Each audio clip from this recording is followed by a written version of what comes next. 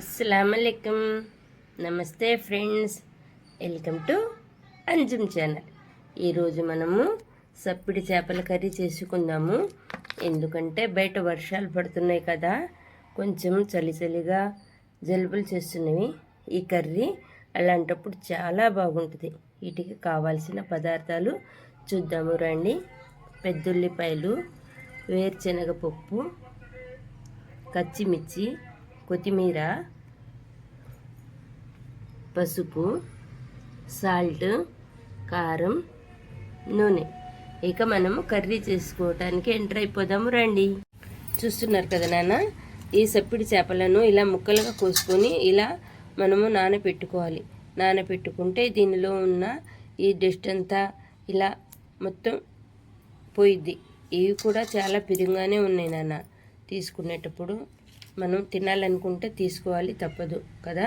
చూడండి, ఇలా ఈ చేపలు తలకాయలు, ఈ తోకలు ఇవన్నీ శుభ్రం చేసుకోవాలి, క్లీన్ చేసుకోవాలి. ఇలా చేసుకున్న తర్వాతే మనము కట్ చేసుకోవాలి. చూడండి నాన్న, మనము పెద్దుల్లిపాయలు ఇలా కట్ చేసుకొని కొంచెం పెద్ద ముక్కలుగా కట్ చేసుకొని మిక్సీకి వేసుకుందాము. మిక్సీకి ఎందుకు వేసుకుంటున్నామంటే ముక్కలుగా కట్ చేసుకోవచ్చు, మనం తరిగి వేసుకోవచ్చు.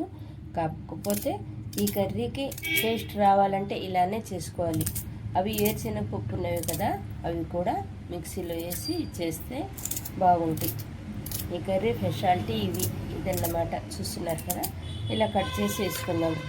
ఏం లేదు, ఈ పచ్చిమిరకాయలు 1-2 చేస్తే చాలు, కొంచెం కచ్చా పక్కగా. అదే రోట్లోనైతే ఇంకా చాలా టేస్ట్ వచ్చింది. మన దగ్గర రోల్ లేదు కదా. కొత్తిమీర ఎప్పుడు కూడా ఎంతైనా వాడుకోవచ్చు మనం. ఇది ఫస్ట్ కర్రీలో వేద్దాము, ఫైనల్లో కూడా వేసుకుందాము. చాలా టేస్ట్ ఉంటుంది నాన్న. ఈ కర్రీ చాలా బాగుంటుంది. జలుబు చేసినప్పుడు కొంచెం కారంగా తింటుంటే చాలా హ్యాపీ అనిపించింది అన్నమాట. ఓకేనా, ఇది మనం మిక్సీ జార్లో వేద్దాము.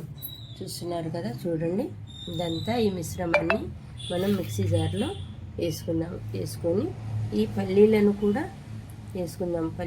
కూడా దాంట్లోనే వేసుకుందాము. చాలా బాగుంటుంది నాన్న. చూద్దాం టేస్ట్ ఎంతగా వచ్చింది.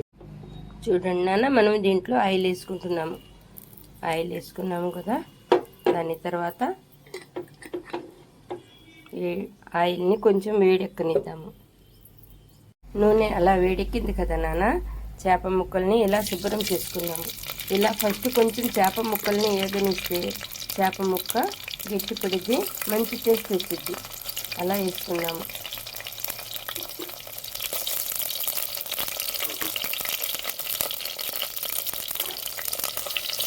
అలా కొంచెంగా వేగనిద్దాము. కొంచెం వేగితే మంచి టేస్ట్ వచ్చింది అన్నమాట.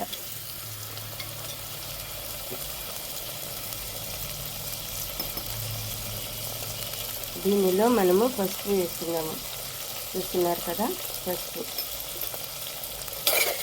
ఏ కర్రీలోనైనా పసుపు ముందు ముఖ్యం. పసుపు లేని కర్రీని ఏమంటారు తెలుసు కదా, పసుపు వేస్తే ముత్తైదు అంటారు. లేకపోతే ఇంక రెండో మీనింగ్ మీకు చెప్పనక్కర్లేదు, అర్థం చేసుకోండి.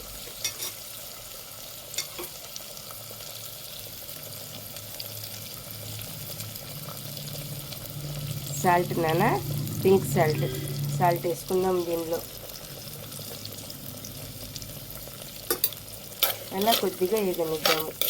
చేప ముక్కలు వేగితేనే టేస్ట్ వచ్చింది అన్నమాట. దీనిలో సిమ్లో పెట్టుకోవాల్సిన అవసరం ఏం లేదు నాన్న. చక్కగా హై ఫ్లేమ్లోనే పెట్టి వండుకోవచ్చు ఈ కర్రీని. చేప ముక్కలు అలా వేగిన స్మెల్ వస్తుంది నాన్న, మంచి వాసన వస్తుంది. దాని తర్వాత దీనిలో మనము పెద్దుల్లిపాయలు, కొత్తిమీర, పచ్చిమిర్చి, వేరుశనగపప్పు ఇలా మిక్సీకి వేసి పట్టుకున్నాము. రోట్లోనైతే పచ్చగా వచ్చింది, కొంచెం మెత్తగానే వేసాను. దీనికి ఇలా కలుపుకోవాలి. ఈ కర్రీకి మిశ్రమం ఇది మనము మామూలుగా కట్ చేసి వేసుకున్నాం అనుకోండి, అది ఒక టేస్ట్ వచ్చింది. ఇలా వేసుకుంటే మరొక టేస్ట్ వచ్చింది. మన విలేజ్లో ఇలా వండుకుంటారు. జలుబు చేసింది, ఈరోజు కర్రీ చేసుకుందాం అన్నట్టుగా ఫీల్ అయ్యి చేసుకుని తింటారన్నమాట. మంచిగా ఉంటుంది నాన్న, చాలా టేస్ట్ వచ్చింది. చేసుకొని చూడండి ఎంత బాగుంటుందో. చూడండి, ఓకేనా. ఇప్పుడు దీని తర్వాత కొంచెం ఆ ఉల్లిపాయలు, పచ్చిమిర్చి, కొత్తిమీర వేగనిద్దాము. ఆయిల్లోనే వేగనిద్దాము. వేగేటప్పుడు మనము కొంచెం కారం వేసుకున్నాము, ఎందుకంటే ఆల్రెడీ మనం పచ్చిమిర్చి వేసాము కదా, అందుకని కొద్దిగా కారం వేసుకున్నాము. చూస్తున్నారు కదా, 1 టేబుల్ స్పూన్ అంతే వేసాను. కావాలంటే మళ్ళీ చూసుకొని వేసుకోవచ్చు, తినేవాళ్ళు మీ టేస్ట్ని బట్టి. ఉప్పు కారం అలా వేసుకోండి, చూసుకొని వేసుకోండి. ఎందుకంటే ఉప్పు కారాలు ఎక్కువ తినొద్దు అంటున్నారు కదా, అలా మీ టేస్ట్ని బట్టి చూసి వేసుకోండి. మేము కాస్త పెద్దవాళ్ళం కదా, ఆలోచించి చేసుకుంటాము. మీకు టేస్ట్ కావాలి, చక్కగా వండుకోండి. ఓకేనా నాన్న. చూడండి, అలా చూస్తున్నారు కదా, నా గొంతు కూడా ఎలా అనిపిస్తుందో. జలుబు చేసి అలా ఉందని చెప్పేసి ఈరోజు నేను ఈ కర్రీ చేసుకోవడానికి డిసైడ్ అయిపోయాను. చూడండి, కర్రీలో నుంచి ఆయిల్ అలా కనిపిస్తుంది. కొంచెం వాటర్ వేసుకుంటే చక్కగా ఉడికిద్ది.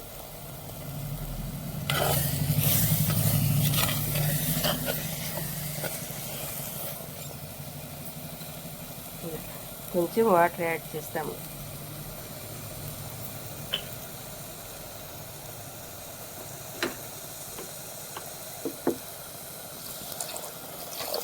కొంచెం వాటర్ చాలనా, ఎందుకంటే ఉల్లిపాయల్లో కూడా వాటర్ శాతం ఉంటుంది. పెద్ద ఉల్లిపాయలు దీంట్లో ఏమున్నాయి, పచ్చిమిర్చి, పెద్ద ఉల్లిపాయలు, పుట్టినాలే కదా, వేరుశెనగపప్పు కదా, చక్కగా ఉడికిపోయిద్ది. ఉడకనిద్దాము. సింపుల్ కర్రీ నాన్న, చాలా టేస్ట్ ఉంటుంది, తొందరగా అయిపోయిద్ది. మనకు జలుబు చేసినప్పుడు చక్కగా వండుకొని తినవచ్చు. అదొక ఫీలింగ్.